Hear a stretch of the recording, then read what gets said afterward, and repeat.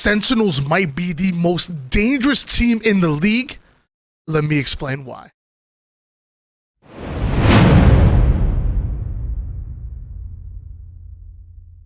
What's up, guys? This is Why Not Be Reckless, aka Why Not Be Casting. I'm one of the HCS commentators, and we have another HCS weekly report where today we're going to be going over the new Sentinels roster. We're going to talk a little bit about where they were in the past, a little bit about where they are right now in scrims, a little bit about expectations. It's going to be all about this new Sentinels roster because throughout all of the Rosetermania that literally just happened, this might be the craziest move, so let's talk about it real quick. Boo Boo Doo, Lethal, Spartan, and Falcated. Starting off with Boo Boo Doo,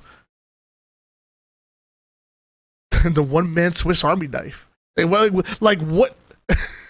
What else can you say about Boo Boo Doo instead of him? I mean, outside of him being one of the best overall players in the league. When I think about his run back with the original phase roster, this was early last year, early season 1, he really played more of that objective role with his team.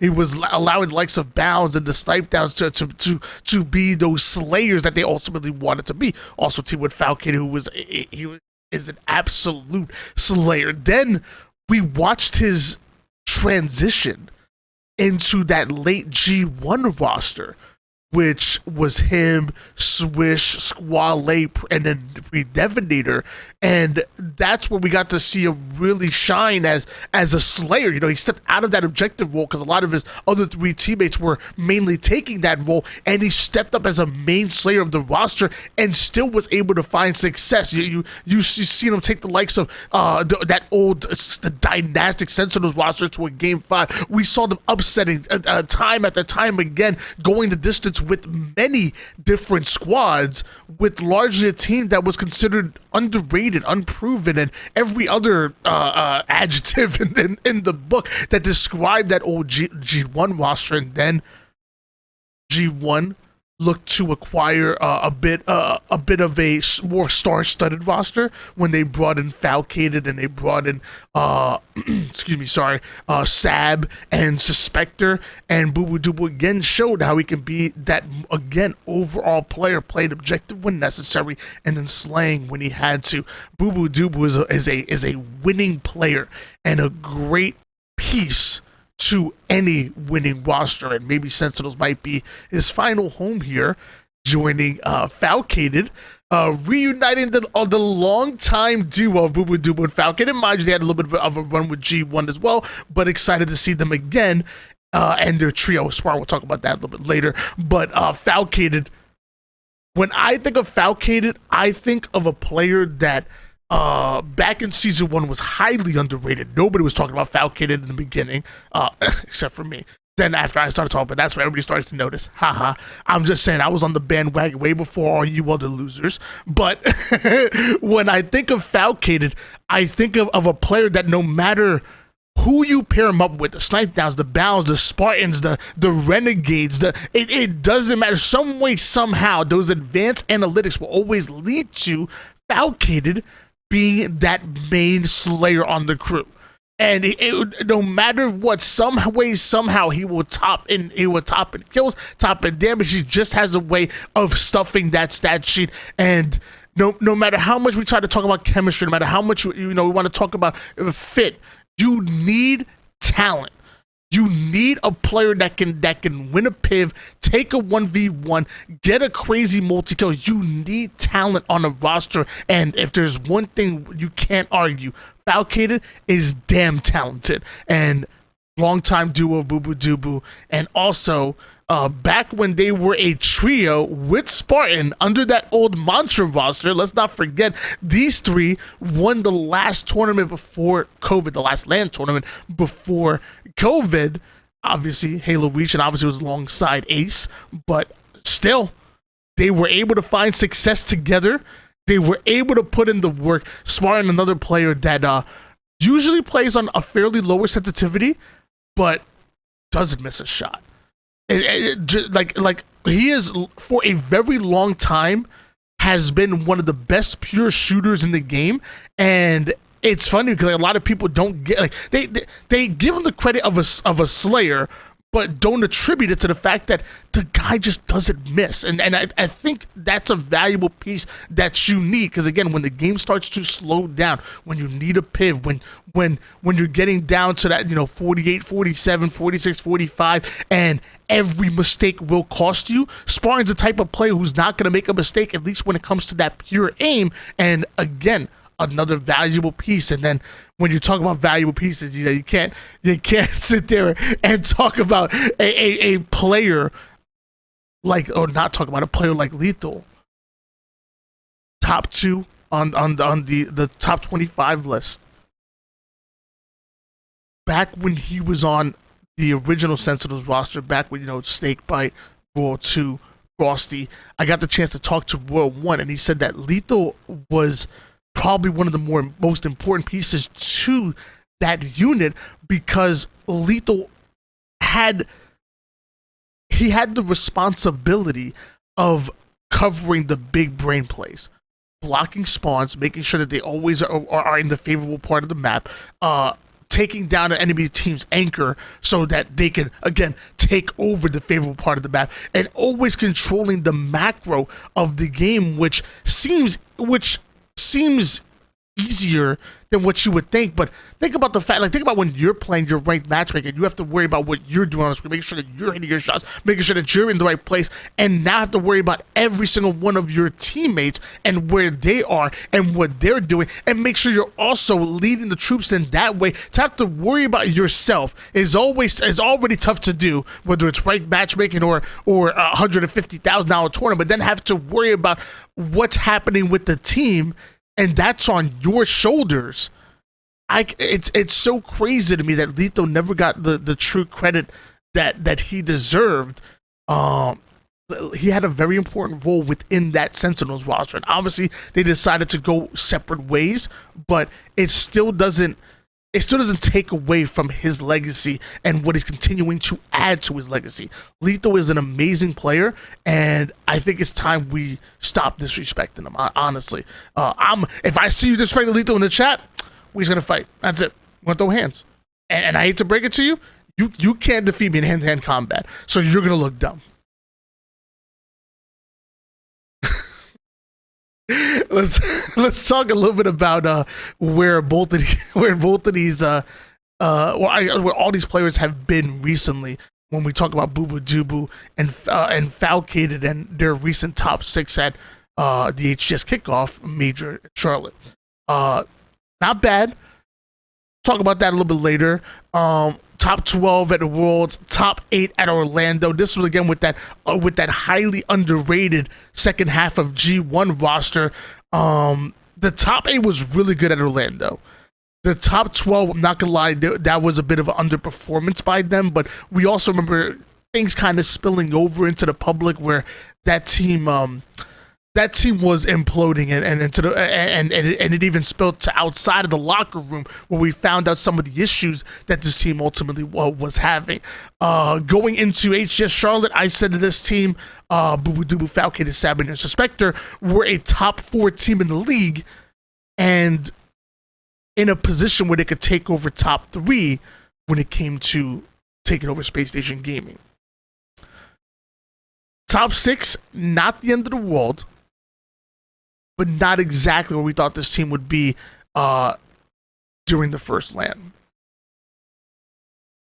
Falcated back at Worlds in Orlando leading up into 2023. You had a top 3 finish at Orlando, a top 4 finish out of Worlds, which I'm not gonna lie, I called it the God Squad a little bit early. I saw Renegade, Falcated, and Spartan on the same team. I saw King Nick, back then was sniped down for a little bit, but then eventually King Nick, a player that can complement them really well, and I saw this team as ready to win championships right off the rip. Maybe I was a bit early. I'm not gonna lie. I'll take responsibility. But Falcon and Spartan were teaming together for quite some time. They were able to find a bit of success even after that Mantra era. And then once again, Falcon and Bubudubu finish off top 6. Spartan, again, part of that phase roster for a bit. And then on Sentinels, top 8, where with the talent alongside King Nick, Collect, and Lethal, with the talent that this squad had, I said top 6. You know, same thing as Rebellion. I felt like, and mind you, it's not. You know, one probably thinking like, it's not the end of the world being one round lower than what your expectations probably were, but when we're talking purely talent on this Sentinels roster and on this G1 roster, like I thought top 4 was the floor. I thought top 6 for Sentinels was the floor, and I'm not, and I don't want to make a huge deal out of it, but this was considered a bit of an underperformance by both of these rosters going into Charlotte. And same thing with Lethal, obviously with Sentinels as well.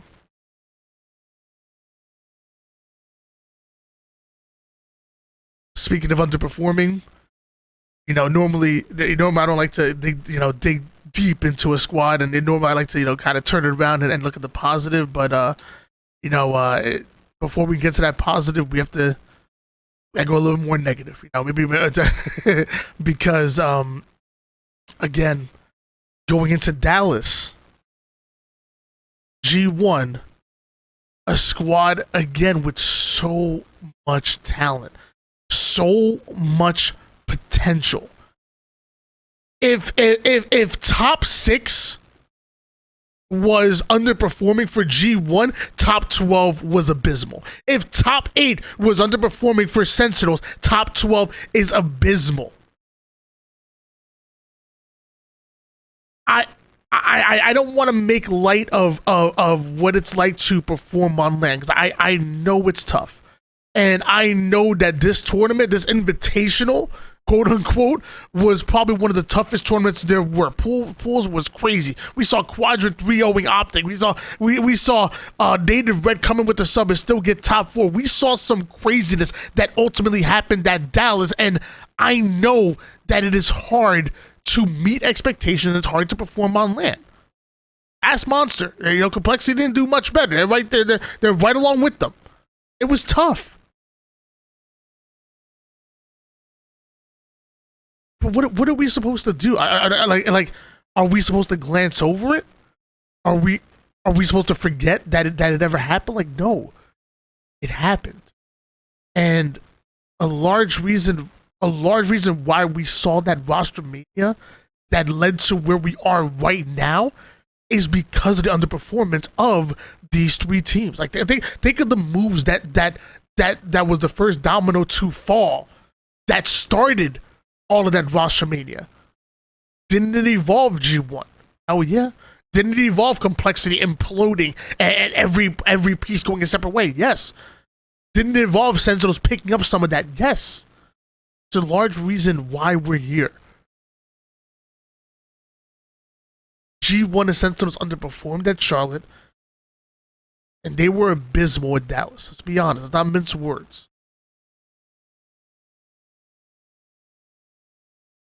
But it doesn't mean that history has to repeat itself.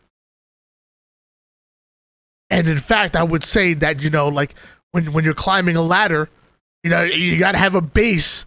And usually when it's only up from there, ladders don't go the opposite way. You can't climb your way down to hell from a ladder. You can only go up from there. And maybe this Invitational was that base.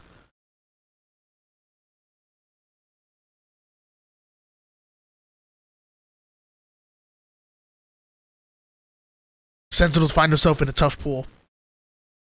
You're going against FaZe, who, by the way, just won the last LAN. And mind you, as long as we waited to get to that LAN, they had 3 weeks, if that, to go back home from Dallas. 3 weeks later, less than a month later, you're right back in Texas. Get your cowboy hats. You're going up against Quadrant, who have proven that they are formidable. I forget, they swept Optic in pool play and took them into Game 5, almost getting top 4 by beating them out then. If there's any pool that Sentinels probably didn't want to land in, it's probably this one. But hey, this is where you're tested. Sentinels have to show that that they can, if not beat one, or shoot both of the teams, but they can definitely be competitive with both of them. And they have to make sure that whatever team makes it out of open bracket doesn't come out swinging and doesn't knock them out. Mind you, there's a lot of teams like Status Quo and Carbea's squad is Nasty Complexity that might be coming out open. A lot of teams in open bracket that are hungry. Sentinels have a tough road in pool play. And you're probably thinking, like, damn, Tony, why are you so mean to Sentinels? Like, I thought you called them the most dangerous team in the league. Well, shut your mouth. Getting there. God bless. Because since this roster move, Sentinels at 15-2'd, a very good Cloud9 roster.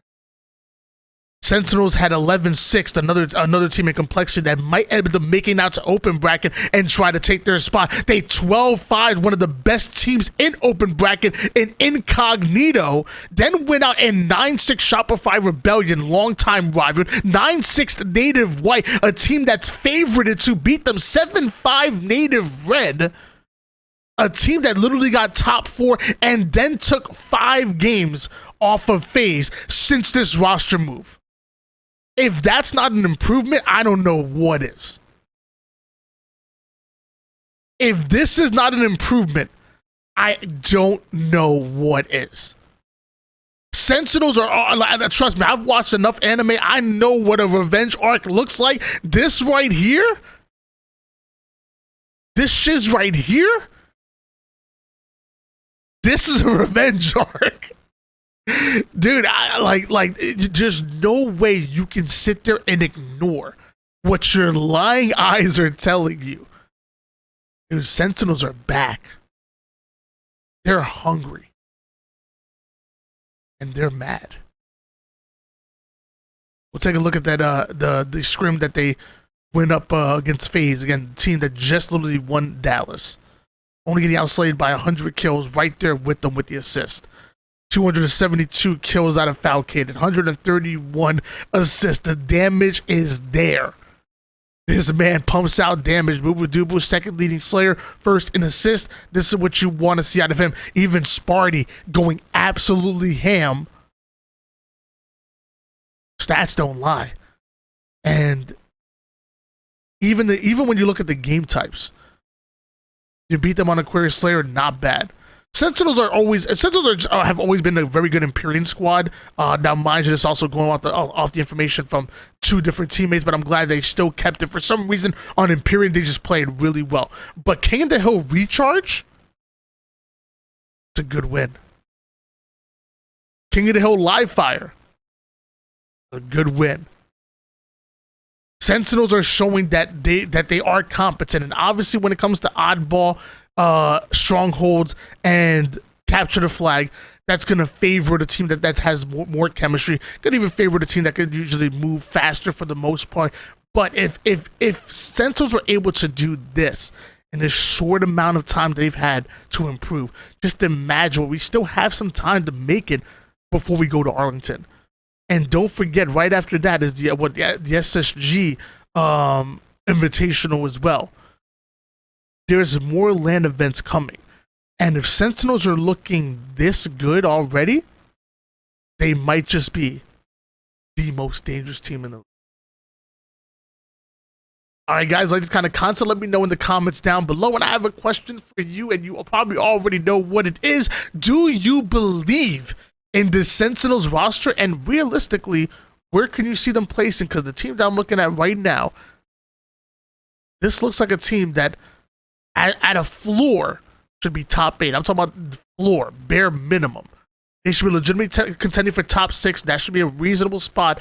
And if they're able to beat out every other contender that's playing for that top 4 position, who's to say that Sentinels can't get red hot and go on a crazy roll and maybe get top 4 themselves? Let me know what you guys think. All right, peace out.